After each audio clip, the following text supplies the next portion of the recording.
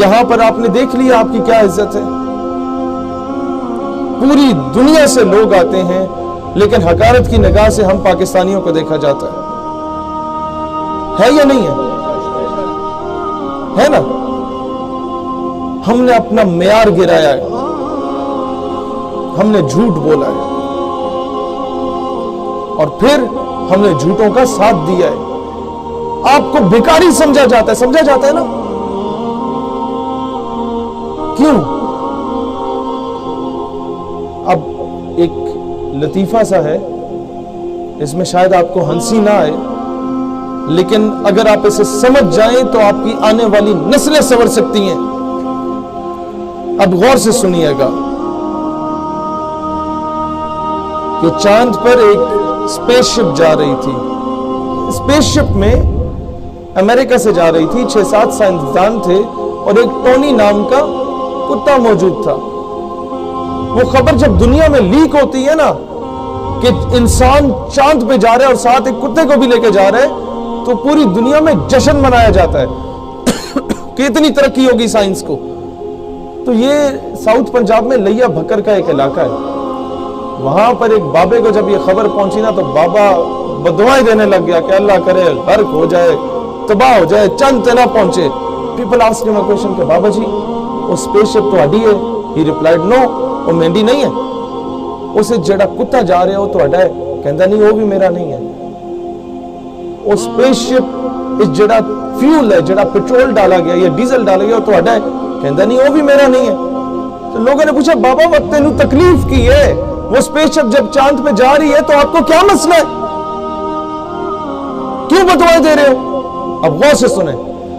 اس بابے نے کہا کہ بیٹا وہ اسپیس شپ اگر خدا نہ خواستہ چاند پہ پہنچ جاتی ہے نا, اور چاند پر چاند کی اپنی مخلوق پہلے سے موجود ہوتی ہے, اور 100 مرتبہ خدا نہ خواستہ اس اسپیس شپ سے اگر سائنسدان کی جگہ پہلے کتا باہر آ جاتا ہے, تو کہیں چاند کی مخلوق یہ نہ سمجھے کہ زمین کی مخلوق ایسی ہوتی ہے, کیونکہ وہ کتا چاند پہ زمین کی نمائندگی کر رہا ہوتا ہے. اپنے نمائندے اچھے چنے, کہنے کا مطلب یہ ہے. جب آپ کا حاکم وقت پچھلے 20 سالوں سے ہر حکومت میں جا کے کشکول پھیلا رہا ہے, کبھی ورلڈ بینک, کبھی IMF, کبھی امریکہ, کبھی برطانیہ کے گوٹے گٹوں میں بیٹھ رہا ہے, تو پوری دنیا آپ کو بھکاری سمجھے گی. اور جب ترکوں کا حاکم وقت ڈونلڈ ٹرمپ کو جا کے آنکھیں دکھاتا ہے نا, تو پوری دنیا انہیں غیرت مند سمجھتی ہے. نادا گر گئے سجدے میں جب وقت قیام آیا. آج یہی پیغام ہم حاکم وقت کو کہتے ہیں کہ جناب دلیر بنو, پوری قوم تمہارا ساتھ دے گی, لیکن بنو دلیر. ٹیپو سلطان ٹویٹ کر کے کشمیر نہیں آزاد کراتا تھا. ٹیپو سلطان اقوام متحدہ میں جا کے منتے ترلے کر کے کشمیر آزاد نہیں کرواتا تھا. ٹیپو سلطان جس کی مثالیں دی جاتی ہیں وہ بھیک نہیں مانگتا تھا, اور بتوں سے تجھ کو امیدی خدا سے نو امیدی. یہ IMF, یہ ورلڈ بینک, یہ سارا کچھ ان کے آگے بھیک مانگنا, ان سے کشمیر کی بھیک مانگنا. بتوں سے تجھ کو امیدی خدا سے نو امیدی, مجھے بتا تو صحیح اور کافری کیا ہے. یہ یاد رکھنا کہ ہمیں حکومت سے, اس کی پالیسی سے اختلاف ہو سکتا ہے. پاکستان دھرتی ماں ہے, اس کا دشمن ہمارا دشمن ہے. اس پرچم, اس کی نسبت اسے غور سے دیکھو, کیا گنبد خضرا سے نہیں؟ اس کا دشمن ہمارا دشمن ہے. میں کیوں پیار کرتا ہوں اس ملک سے کہ یہاں پیدا ہو گیا؟ نہیں, ایک وجہ ہے کہ یہاں سعودی عرب میں آ کے بھی آپ لوگوں کو اس وطن, اس دھرتی ماں کا احساس دلا رہا ہوں کہ یہاں کماؤ, سارا کچھ کرو, لیکن اپنے ملک کو سرو کرو. سینے پہ اپنا عزت بحال کرنا چاہتے ہو؟ پوچھا جاتا ہے, are you from Pakistan? No, I am from India, I am from Bangladesh. کیوں؟ بولو ہاں, I am from Pakistan, the only homeland after Medina Pak which was made on the name of Islam.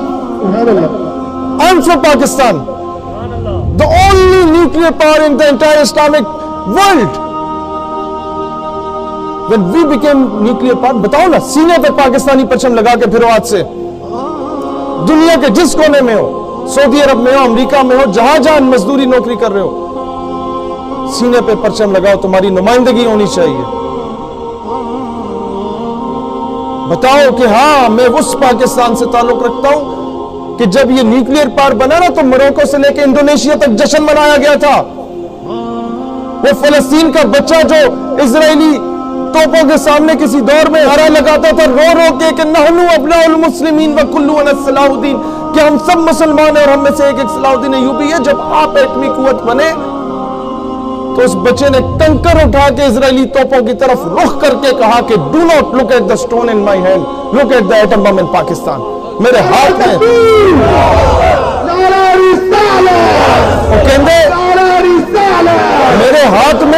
میرے ہاتھ میں یہ کنکر نہ دیکھو، پاکستان میں موجود ایٹم بم دیکھو۔ پوری دنیا کو آپ سے امیدیں وابستہ ہیں۔ آپ لوگ اپنا دفاع نہیں کریں گے تو دنیا ٹھڈے مارے گی، لاتے مارے گی، اور یہ قانون ہے دنیا کا۔ فخر سے سینہ تان کے چلیں کہ دنیا میں سب سے زیادہ عشق رکھنے والی قوم ہی ہم ہیں۔ امیر عرب کو آئی ٹھنڈی ہوا جہاں سے میرا وطن وہی ہے۔ کیوں ٹھنڈی ہوا اور خوشبو آئی رسول اللہ علیہ السلام کو اس بر صغیر کے خطے سے؟ دوستان ذی وقار، جب امت مسلمہ پر مشکل وقت آیا تو پاکستانی طیارے ہی گئے، فلسطین تک گئے۔ ایئر مارشل نور خان کے طیارے گئے، اور جب ان کے جہازوں کو تباہ کیا تو وہ شکر ادا کر رہے تھے کہ جہاز پاکستان سے آئے تھے، جارڈن کے نہیں تھے، ورنہ تو یہ مسلسل ہمیں تباہ کرتے رہتے، انہوں نے تو واپس چلے جانا ہے، ایشینز ہیں۔ تو اپنی قدر جانو یار۔ کیا کسی کے گھر سے جا کے کھانا کھا رہے ہو، مزدوری کر رہے ہو، جھاڑو لگا رہے ہو، ٹیکسی چلا رہے ہو، اپنی حق حلال کی کمائی کھا رہے ہو؟ برابری کی سطح میں جینا سیکھو، غلام بن کے نہ جیو۔ جس کی غلامی کرنی ہے بس اسی ہستی کی غلامی کرنی ہے، اس کے علاوہ ہمیں اتنے ہم گرے ہوئے نہیں ہیں کہ رسول اللہ کی غلامی کو چھوڑ کے کسی اور کی غلامی میں جائیں۔ میں وزیر اعظم سے آپ سے بھی کہتا ہوں، جناب خدا را اس قوم کے حال پہ رحم کرو، اس کی عزت بحال کرنی ہے تو کہہ دو اس قوم سے کہ نہیں، مجھ سے جھوٹ نہیں بولا جاتا، مہنگائی ہوگی برداشت کر لو، بس اب ہم بھیک نہیں مانگیں گے، بس اب ہم کسی کے کہنے پہ اپنی قوم کے فیصلے نہیں کریں گے، اب کسی کے پریشر میں آ کے ہم ریمنڈ ڈیوس یا کرنل جوزف کو واپس نہیں بھیجیں گے، اب کسی کے پریشر میں آ کے ہم آسیہ ملونہ کو رہا کرنے کے لیے 80,000 لوگوں کو گرفتار نہیں کریں گے، اب کسی کے پریشر میں آ کے کسی گستاخ کو چھوڑنے کے لیے ہم علماء کو شہید نہیں کریں گے۔ یہ کام کر لو، اللہ گواہ ہے، یہ قوم گھاس بھی کھا لے گی تو شکر ادا کرے گی۔